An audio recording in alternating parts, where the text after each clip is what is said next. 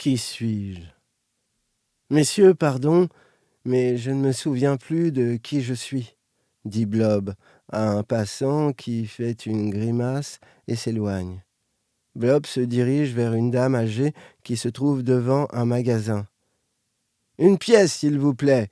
Merci, monsieur, vous êtes bien gentil, dit Magda en glissant la pièce dans sa poche. Madame, je ne sais pas qui je suis. Pouvez-vous m'aider à me retrouver ? Demande Blog, inquiet. Il est habillé en costume-cravate.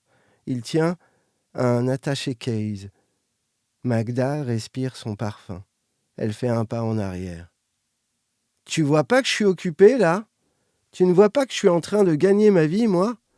C'est pas avec la retraite qu'on me donne que je peux m'en sortir. Et puis, qui se soucie de moi d'habitude ? Je me sens si seul. Alors, poussé par cette nécessité, j'ai décidé de demander des pièces aux gens. Est-ce que tu crois que ça définit qui je suis ? Tu as une bonne bouille, toi, dit Magda. La vieille dame quitte son emplacement qui se situe à l'entrée du supermarché. Blob et Magda s'assoient sur le banc d'en face. Ce matin, je me suis réveillé et je suis sorti de mon lit comme d'habitude. Ma femme s'était déjà levée et avait conduit les enfants à l'école, dit Blob. Bah Magda, vous ne voulez pas revenir à votre place ? C'est pas pareil sans vous à l'entrée du magasin. J'apprécie tellement de vous donner la pièce avant de rentrer faire mes courses, dit une dame avec son panier de courses. Josiane, vous voyez pas que je discute avec le petit bonhomme ? Je peux pas être partout, moi.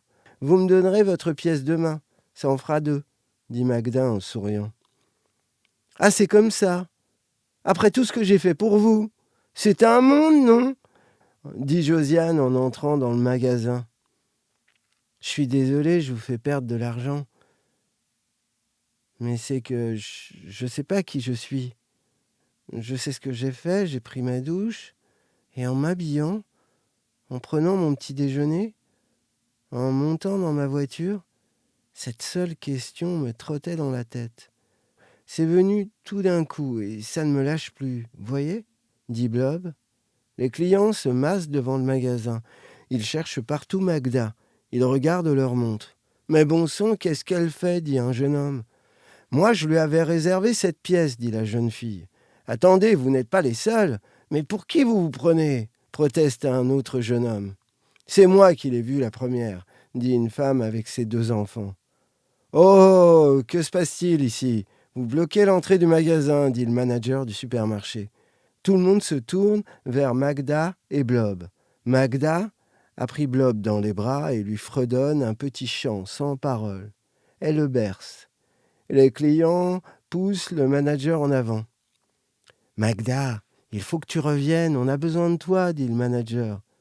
« Mais je ne sais pas qui je suis, moi, » dit Blob, les yeux pleins de larmes. Magda leur jette un regard assassin. Et les clients, pouf, regardent le ciel et se lancent dans un grand éclat de rire. « Tu crois que je sais qui je suis ?» lance le boucher.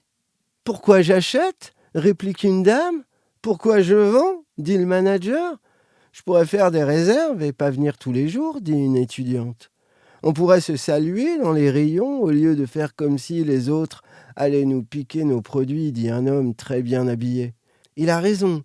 Je ne sais pas qui je suis, moi non plus, » dit une jeune fille. « Et moi donc ?» dit une professeure. « Ça fait un bout de temps, » dit une adolescente. « Ouais, » entonnent les gens dans tout le quartier, dans la rue, par les fenêtres, sur les stades. Toute la ville converge vers la rue du magasin. Les voitures s'arrêtent, la police ne sait où donner de la tête. Sur France Bobo, la journaliste pose la question au président de la République qui met son doigt sur sa bouche. Les animaux domestiques, les oiseaux et ceux des eaux, se reniflent entre eux. Les arbres, les fleurs, les fruits, les légumes vibrent. Le soleil brille. Blob se lève et s'en va. Magda avance vers l'entrée du magasin. Une jeune étudiante donne sa pièce à Magda. « Merci, » lui dit Magda. « Excusez-moi, mais est-ce qu'il sait qui il est maintenant ?» demande la jeune fille. « Non, Mais ce n'est pas grave. Qu'en penses-tu ? Lui demande Magda. Oui, vous avez raison, dit l'étudiante, en entrant dans le magasin.